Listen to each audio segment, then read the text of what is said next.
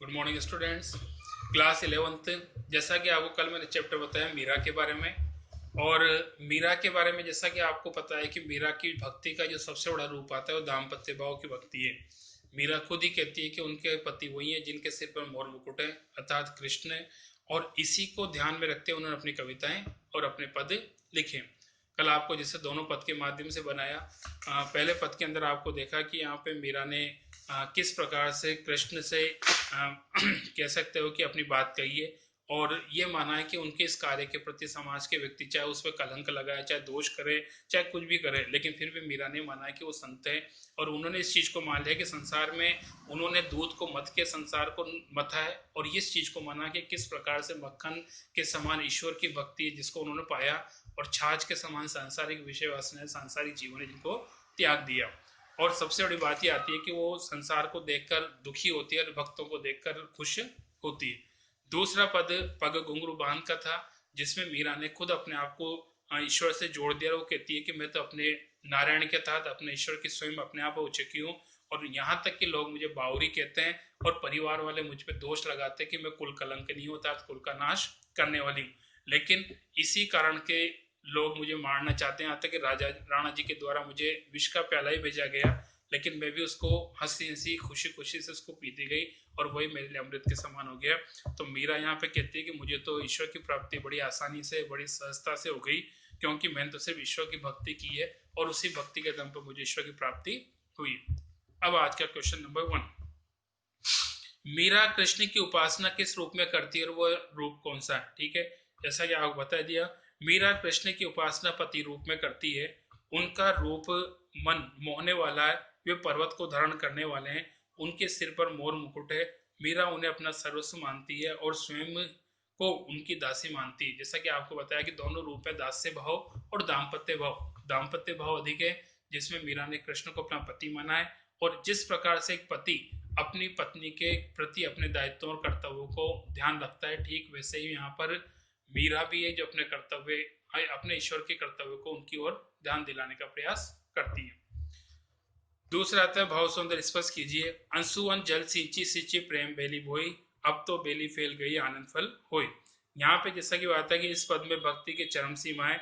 विरह के आंसुओं से मीरा ने कृष्ण प्रेम के बेल को बोया है, अब ये बेल बड़ी है और आनंद रूपी फल मिलने की संभावना है। जैसा कि आपको बताया कि किसी भी पौधे को रोपा जाता है तो उसको सींचा जाता है, और सींचने के बाद वो फल फूल देता है।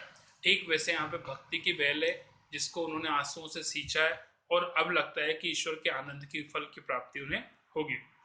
शिल्प सौंदर्य सींची सींची में पुनरुक्ति प्रकाश अलंकार है। प्रेम बेली, आनंद फल और आंसुअन जल में रूपक अलंकार है। राजस्थानी मिश्रित ब्रज भाषा है, अनुप्रास अलंकार है, बेली बोई और संगीतात्मकता है। सेकंड, भाव सौंदर्य। इस पंक्ति इस काव्य पंक्तियों में कौन सी है? दूध की मथनिया बड़े प्रेम से बिलोई, ददी मथी धृत काढ़ी लियो डारी दई छुई। यहाँ पे जैसा कि कवि बताते हैं कि इन पंक्तियों में कवित्री ने दूध को मथने से भक्ति रूपी घी को निकाले। जैसा वो बताया कि जब दूध को मथा जाता है तो मक्खन मिलता है। यहाँ कवि ने, कवित्री जिससे मीरा है, उन्होंने सांसारिक सुखों में से और ईश्वर की भक्ति में से ईश्वर की भक्ति को दही माना है, मक्खन माना है, और साथ में सारे संसार को छाछ के समान तुच्छ माना है, उनको छोड़ दिए है, और इस प्रकार भक्ति की महिमा का वर्णन किया। शिल्प सौंदर्य बात करें तो राजस्थान मिश्रित ब्रजभाषा है, और घी को भक्ति और छाछ को संसारिकता का प्रतीक माना है। दधि धृत आदि तत्सम शब्द है, संगीतात्मकता और गेता पद है, ज्ञाता गाने योग्य। लोग मीरा को बावरी क्यों कहते हैं? अब यहाँ पे जैसा कि होता है कि मीरा कृष्ण भक्ति में अपनी सुध बुध खो बैठी है, उन्हें किसी परंपरा और मर्यादा का ध्यान नहीं है। कृष्ण भक्ति के लिए उन्होंने राज परिवार छोड़ दिया, लोक निंदा सही, और मंदिरों में भजन गाए, कीर्तन किए, गाए, नृत्य किए। भक्ति की पराकाष्ठा बावलेपन को दर्शाते, इसलिए लोगों ने मीरा को भक्त बावरी कहा। जैसा कि हम जानते हैं जब हम किसी के प्रति तन मन धन से समर्पित हो जाते हैं, उसी में डूब जाते हैं, तो भक्ति की पराकाष्ठा होती है, और वही पराकाष्ठा मीरा ने प्रदर्शित की है। और इसी भाव को मद्देनजर रखते हुए लोग ये कहते हैं कि मीरा तो क्या है, बावरी हो गया था, पागल हो गई है, उसे तो लोक लाज का किसी का कोई ज्ञान नहीं है। विष का प्यारा राणा भेजा पीवत मीरा हंसी, इसमें क्या व्यंग्य छिपा है? मीरा को मारने के लिए राणा ने विष का प्याला भेजा, जिससे मीरा ने हंसते हंसते पी लिया। कृष्ण भक्ति के कारण उनका कुछ नहीं हुआ, इसी तरह का व्यंग करता है कि प्रभु भक्ति करने वालों का विरोधी लोग कुछ भी नहीं बिगाड़ सकते। यहाँ पे जैसा कि हमने देखा है कि ईश्वर का जो भक्त है, उस भक्त को चाहे कितने प्रकार के कष्टों का सामना करना पड़े, लेकिन उनके कष्टों को स्वतः ईश्वर दूर कर देता है, क्योंकि उनका सारा विश्वास ईश्वर पे होता है और उसके कष्ट ईश्वर स्वयं कष्ट दूर करता है। उनको खुद को इसके बारे में सोचने की आवश्यकता है, क्योंकि उन्होंने अपना सारा जीवन ईश्वर के प्रति समर्पित कर दिया। मीरा जगत को देखकर रोती क्यों है?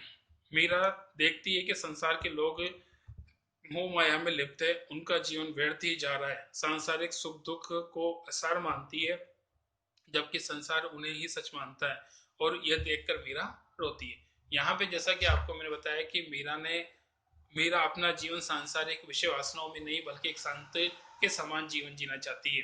वो ईश्वर भक्त है और वो ये चीज पहले मान चुकी है, सारी संसारिकता जहाज के समान है जिसका कोई महत्व नहीं है, और ईश्वर की भक्ति है वो मक्खन के समान महत्वपूर्ण और उपयोगी है।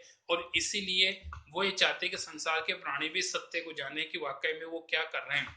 उनका द्वारा सांसारिक विषय वासनाओं में डूबना उनके जीवन को कलंकित करना है, ईश्वर के प्रति उदासीन होना उनके जीवन को कलंकित करना है। इसलिए वो संसार के व्यक्ति को शिक्षा देती है कि वो ईश्वर भक्ति का ध्यान रखे, लेकिन जब वो ऐसा नहीं करते तो उसको दुख होता है। जैसे कबीर का भी होता है कि दुनिया को देखकर वो रोते हैं और साथ में खुद को देखकर प्रसन्न होते हैं। वही चीज मीरा की भी है।